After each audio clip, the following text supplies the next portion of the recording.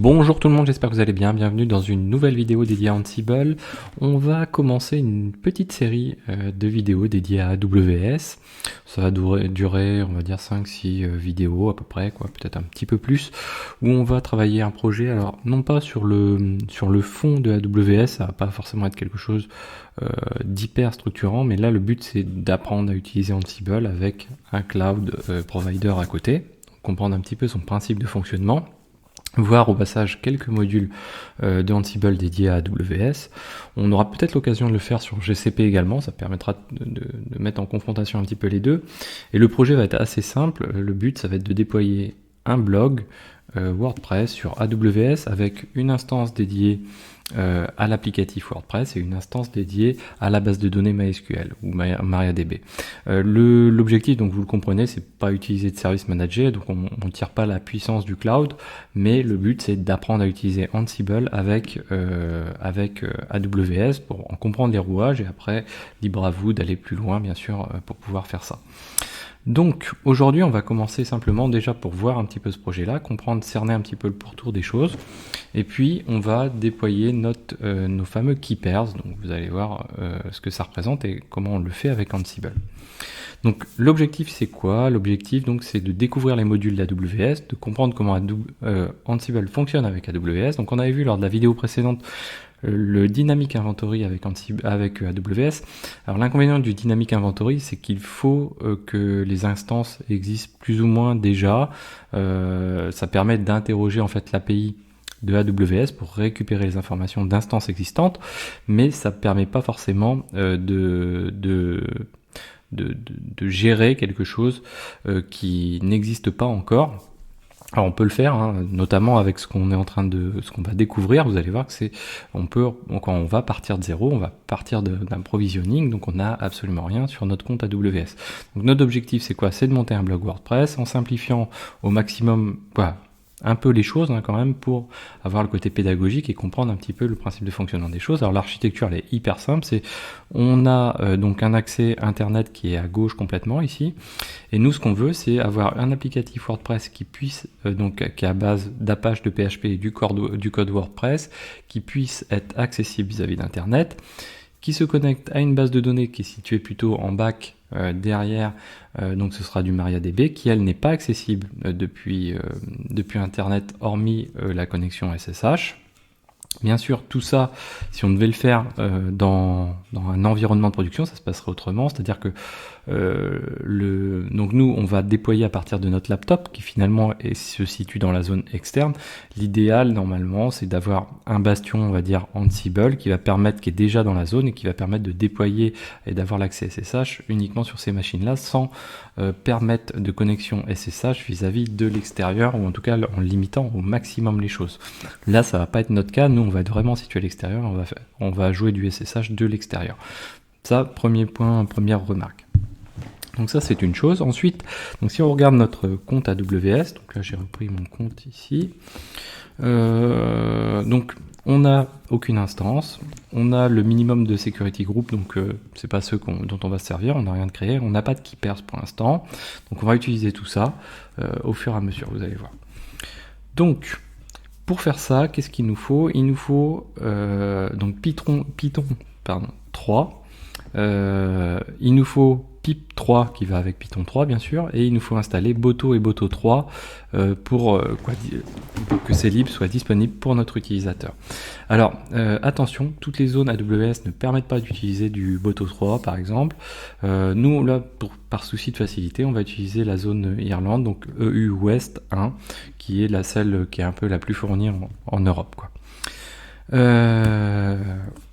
Voilà, donc aujourd'hui, après avoir fait cette petite présentation du projet, notre objectif c'est de quoi? C'est de mettre en place les key pairs. Donc on va avoir deux éléments un petit peu de sécurité dans ce qu'on va faire dans ce projet-là. C'est vraiment restreint au maximum, il faut aller beaucoup plus loin que ça pour faire du cloud. L'objectif aussi c'est de vous montrer que voilà, Ansible a des limites en matière de provisioning d'éléments dans le cloud. Il n'est pas vraiment fait pour ça, c'est pour ça qu'un outil comme Terraform est plus adapté, mais il faut le pratiquer pour bien comprendre les choses et bien cerner les choses. On va donc créer ces fameux key pairs. Alors les key pairs c'est quoi? C'est des clés SSH qu'on va déployer, c'est celles qu'on va déployer dans nos instances. Donc elles sont capitales puisque c'est elles qui vont nous permettre de jouer du SSH sur ces instances-là. Donc on va jouer les choses en deux temps. On va avoir un temps de provisioning, donc tous les échanges qui vont être dédiés au provisioning d'équipe pairs, au provisioning des instances, des security groups, etc. Toute cette phase amont, Ansible va le jouer via l'API de AWS. Ensuite, dans un deuxième temps, on va avoir pu récupérer les IP, les ports, et on va pouvoir avoir injecté nos clés SSH sur les machines, et du coup on va pouvoir jouer dans un deuxième temps du Ansible comme si on était sur n'importe quelle VM directement sur les machines via SSH. Donc là, quelque chose qui est très très important. Donc toutes les règles firewall sont extrêmement importantes. Alors moi, pour gagner du temps, j'ai déjà préparé l'organisation qu'on va avoir dans notre répertoire. J'ai mis déjà quelques éléments. Donc je vous ai remis vous avez tout ce qu'il faut dans la description. Donc première chose, on crée un répertoire groupe vars avec un répertoire all. Après on peut segmenter si on veut plus. Comme notre projet n'est pas très sur un périmètre très étendu, finalement un seul groupe va nous suffire, je pense. On va éditer ce groupe all, et quelque chose d'important donc dans les premières choses à faire, ça va être d'injecter dans nos variables, d'avoir des variables qui vont mettre à disposition nos credentials d'accès à AWS, c'est-à-dire l'access key et le secret de cet access key qui est capital. Ensuite, on va définir la région. Donc nous, on a dit qu'on utilisait EU West 1, qui est la zone irlandaise. Donc pour gagner du temps, j'ai déjà préparé ces choses-là. Donc on a, alors autre élément, donc on a un répertoire donc Ans AWS, je l'ai appelé comme ça. Dedans, à sa racine, on a, donc on peut faire un petit, hop, on va se mettre comme ceci, un petit tree dedans. Donc on a quoi? À la racine complète, on a un fichier de conf ansible.cfg qui contient juste un élément. Dans le bloc default, on va setter le fait que on fait pas de host key checking, donc on est à false. C'est pour le fingerprint. En SSH, nous dans notre cas de figure, on n'en a pas vraiment besoin vu le niveau de sécurité qu'on a. Ensuite, on a donc notre fameux répertoire groupe vars dans lequel on retrouve un répertoire all qui est, je vous invite à aller voir les vidéos dédiées à Vault. Donc il y a 3 vidéos dédiées à Vault, notamment une qui explique ce principe-là. C'est plutôt une bonne pratique, quelque chose qui est assez sympathique. C'est on crée un répertoire un fichier qu'on va chiffrer, qui est le vault.yml. Ce fichier-là, on va le chiffrer et c'est uniquement lui qui va contenir les secrets. Donc il va contenir quoi? Il va contenir nos deux variables. Alors, ces deux variables-ci, le vault EC2 access key et le vault EC2 secret key. Donc, c'est les deux valeurs qu'on va avoir pour la clé et son secret. Donc, ces deux variables-là. Et ensuite, à côté, dans notre all.yml, ici, on va appeler ces variables-là de cette manière-ci. Donc, elles sont juste à côté. Mais l'avantage, le vault ici, c'est qu'on va pouvoir le chiffrer. Donc, on peut le faire même tout de suite. Ansible vault encrypt, et là on va encrypter notre fichier qui est dans le groupe var all et vault. Ok, donc là il va me demander un password. Voilà, donc là il m'a chiffré les éléments. Donc maintenant si je vais dedans vérifier les choses, j'ai un élément qui est chiffré, mais en fait j'ai deux variables qui sont contenues dedans et ce sont mes secrets.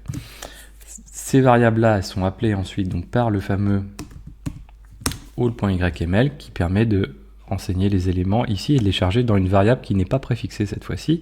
Ce qui va permettre, donc je vous ai déjà expliqué ça dans la vidéo dédiée à Vault, ce qui va permettre de travailler plus facilement avec les secrets et de pouvoir, si on fait un grep, retrouver facilement les variables, ce qu'on ne pourrait pas faire si on chiffrait la totalité du fichier. Donc ça, c'est une première chose. On a nos éléments ici, donc on a nos variables. Hop, on va revenir sur le plan. Donc on a nos variables, donc là tout ça je vous l'ai réexpliqué, et ensuite on va donc renseigner ces variables là. Donc qu'est-ce que l'on a? On a le nom de notre key pairs, donc notre clé SSH, donc c'est le key name. On définit la région, on définit une image. Alors c'est les images, donc on va pas s'en servir aujourd'hui, mais c'est les images qui permettent d'instancier, de créer une instance. Donc on les retrouve facilement, il suffit d'aller, vous allez dans EC2, instance running, vous faites lancer une instance. Alors attention, les ID changent suivant les régions et les zones. Et derrière ici, donc on va retrouver des identifiants ici. Donc par exemple, moi je veux pas une Amazon. Donc moi ça doit correspondre à celle-ci, voilà, une 2004 SSD. Voilà, donc c'est celle-ci. Hop, et c'est celle-ci. Voilà. Donc voilà, 3C, on retrouve celle-ci. Hop, voilà. Ensuite, on a quoi? On a deux ID qu'on va utiliser. Ça va être utilisé pour identifier nos instances. Donc nous, on a dit qu'on allait avoir deux instances, une qui va être dédiée à WordPress, une dédiée à MariaDB. Donc ça va permettre un petit peu de les identifier. Ensuite, on a les security groups. Donc les security groups, c'est des règles correspondant à chacune des machines. Alors on peut réutiliser les règles pour quoi? Une règle peut être utilisée pour plusieurs un ensemble de règles, donc un groupe, un security group, peut être affecté à plusieurs machines. Nous, c'est pas notre cas. On a dit que dans notre schéma, ce qu'on veut, c'est ceci. On veut que nos machines, donc la première machine ici, soit accessible donc pour le WordPress, donc nous on va faire du 80, donc accessible en 80 et en port 22 de l'extérieur. Et puis celle-ci, nous aussi, donc la MariaDB sera accessible, mais uniquement de l'extérieur en port 22 et à l'intérieur en port 3306 pour MariaDB. Voilà, donc vous voyez que j'ai essayé de simplifier au maximum les choses. Certes, on voit pas tout dans un détail poussé, mais ça permet de se simplifier un petit peu les choses pour bien comprendre les choses et à vous après d'aller un petit peu plus loin. Donc on a nos variables toujours, hop, on va continuer. Donc nos security group. Ensuite, on a notre VPC. Bah oui, dans quel VPC on est? Donc le VPC, je vous rappelle, c'est une sorte de VLAN qui vous est attribué. Donc si je regarde, je tape VPC et je vais pouvoir retrouver ici mon ID de VPC. Hop, ça va arriver. Donc ici, j'ai un seul VPC. Et je vais retrouver ici mon ID de VPC que je vais pouvoir ensuite utiliser. Vous voyez que c'est le même. Voilà. Parfait. Et derrière, après, bon, ça c'est dans quelques vidéos, quand on va installer notre MariaDB, on va falloir créer une base de données. Donc nous, on va l'appeler WordPress, un user pour pouvoir utiliser cette base de données et un password. Vous voyez, je suis sur quelque chose qui est relativement insecure. C'est pas l'objectif du tout, quoi.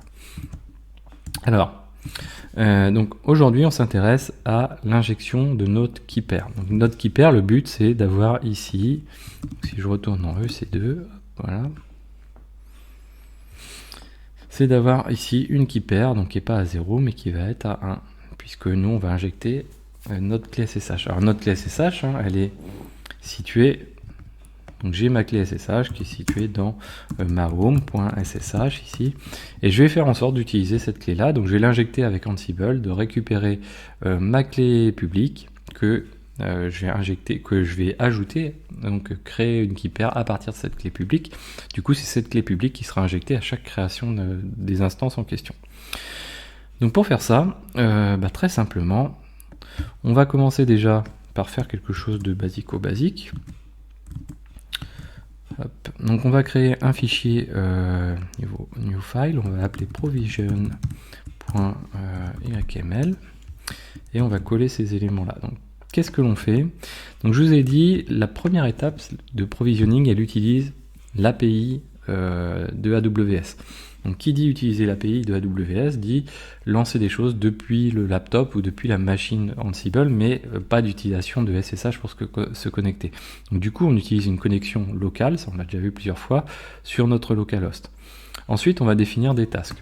Première task, c'est juste pour découvrir ce module là. Donc Ansible dispose d'un module EC2 instance info qui permet de collecter les informations qui sont présentes sur votre compte AWS, sur votre région en l'occurrence. Donc là pour ça il suffit de passer les secrets. Donc au niveau de chacun des modules on passera nos secrets ici comme ceci. Donc on passe la clé, le secret qui va avec, et en même temps on va définir la région sur laquelle on veut rechercher les informations, et on peut enregistrer les éléments dedans. Donc on va le faire comme ceci.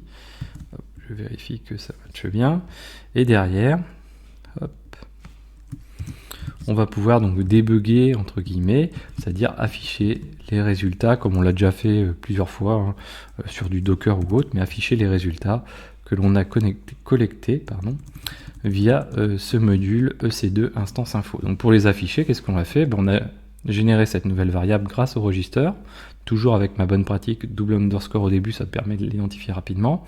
On récupère l'élément qui s'appelle instance dedans, donc là je vous invite, si vous voulez voir le détail de comment est structuré cet élément là, vous débuguez la totalité, puis vous allez pouvoir parcourir, mais nous ce qu'on veut c'est parcourir l'élément qui s'appelle instance, et dedans on va récupérer l'ID, l'état, donc si elle est running ou pas, et puis son IP public. Donc je sauvegarde ça, et là déjà je vais pouvoir commencer à lancer mon Ansible. Donc on va ouvrir un terminal juste en dessous, comme ceci, voilà. Et là on va faire un Ansible -playbook, et là donc on n'a que notre provisioning, sauf que on a notre secret, donc ask vault pour déchiffrer notre secret, et on va trouver notre provision.yml. Hop là. Alors qu'est-ce qui arrive?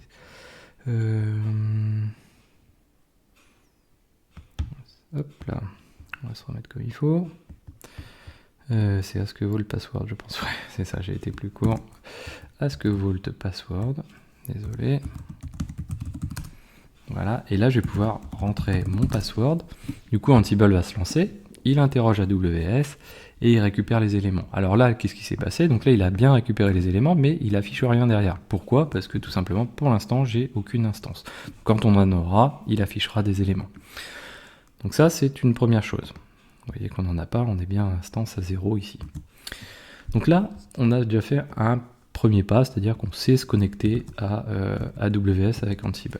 Maintenant, on va pouvoir donc injecter notre clé SSH, ça va être la dernière étape d'aujourd'hui, pour prendre son temps et bien découvrir les choses. Donc le but c'est quoi? Donc c'est d'utiliser le module EC2 Key, qui permet pas mal de choses. Là, on se limite à simplement injecter une clé SSH dans les key pairs de AWS, mais on pourrait très bien la générer directement sur AWS et la récupérer en tant que variable via le register, récupérer le contenu de la clé privée ou de la clé publique, mais plutôt récupérer la clé privée dans notre cas de figure. Comme ça, la clé publique serait injectée dans chacune des instances, et vous récupérez la clé privée pour pouvoir en faire l'usage derrière. Alors là, qu'est-ce que l'on fait? On indique qu'on va donc uploader notre clé publique sur AWS. On fait quoi? Déjà, on n'oublie pas à chaque fois donc de rajouter nos crédentials, toujours ici, la région en question, et le nom de la keyname. Donc le nom de la keyname, c'est cette variable keyname. Donc moi, je l'ai appelé mysshkey, mais à vous de l'appeler comme vous le souhaitez. Et derrière, qu'est-ce que l'on fait? Donc nous, on veut faire une injection de notre clé publique que l'on a sur notre laptop. Donc on va utiliser le key material et on va y injecter dedans. On va faire un lookup file. Le lookup file, il fait quoi? Sur la machine où on lance Ansible, il va rechercher le contenu d'un fichier et il va le passer en tant que variable à key material. Ce qui revient en fait à mettre entre double quotes le contenu de notre clé, mais c'est quand même beaucoup mieux, surtout une clé SSH, de la représenter comme ça. Donc là, on indique l'endroit où se situe notre clé publique, elle se situe à cet endroit-là, et on dit qu'on fait donc ce fameux lookup. Donc je relance la même chose, je tape toujours mon password.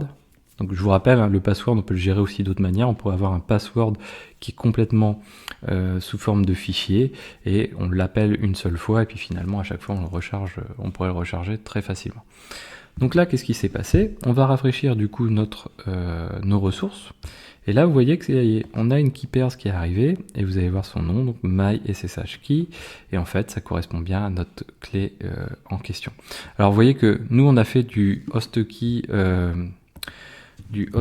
alors j'ai plus le terme exact, host key checking à false, mais finalement, dans la récupération des éléments que l'on a quand on a fait notre run ici, au moment du chargement d'un key pairs, on aurait pu récupérer aussi le fingerprint et faire en sorte de le rajouter, de pouvoir l'utiliser par la suite plutôt que de faire du false.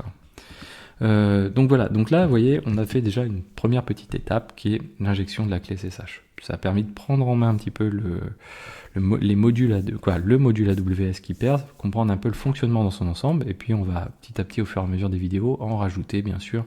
Ça va devenir un peu plus abouti. Voilà, donc j'espère que cette vidéo vous a plu. N'hésitez pas à la partager, à mettre des pouces bleus, à commenter. Et moi, je vous dis à très bientôt sur Xavkit.